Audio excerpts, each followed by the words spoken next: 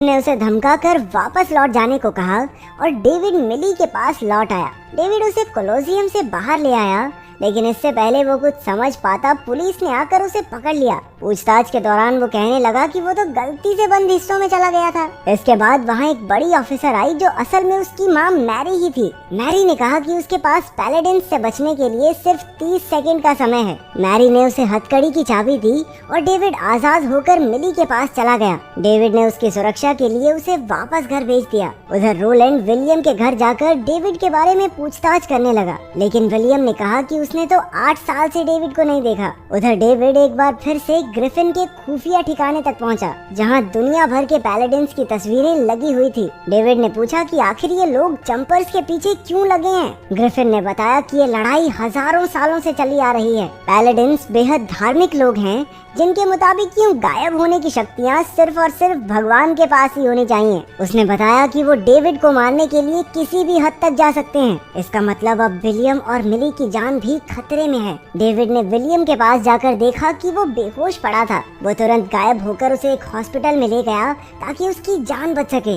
इसके बाद उसने ग्रिफिन के पास लौटकर रोलैंड का पता पूछा, क्योंकि अब वो उसे मारना चाहता था। ग्रिफिन ने बताया कि वो 10 साल से रोलैंड को नहीं पकड़ पाया, लेकिन डेविड जानता था कि रोलैंड अब मिली के पास जाएगा। उन्होंने एक प्लान बनाया और डेविड मिली के पास पहुंचा। मिली ने कहा कि वो अब उससे कोई रिश्ता नहीं रखना चाहती, लेकिन तभी रोलैंड और उसके आदमी वहां आ गए। इसलिए डेविड ने उसे अपनी शक्तियों के बारे में सब सच बता दिया। वो डरकर दूर भागने लगी, लेकिन डेविड उसे पकड़कर गायब हो गया और ग्रिफिन के ठिकाने तक ले आया। रोलैंड ने देखा कि घर खाली था, लेकिन उसे एक जंप स्कार मिला। उसने एक डिवाइस निकाला और उस पर रख दिया, जिसके जरिए वो उसी रास्ते से जा पाएंगे जहाँ से जंपर्स गए थे। मिली को वहाँ देखकर ग्रिफिन गुस्सा हो गया, क्योंकि अब पैलेडिन्स भी उनके ठिकाने तक पहुँच जाएंगे।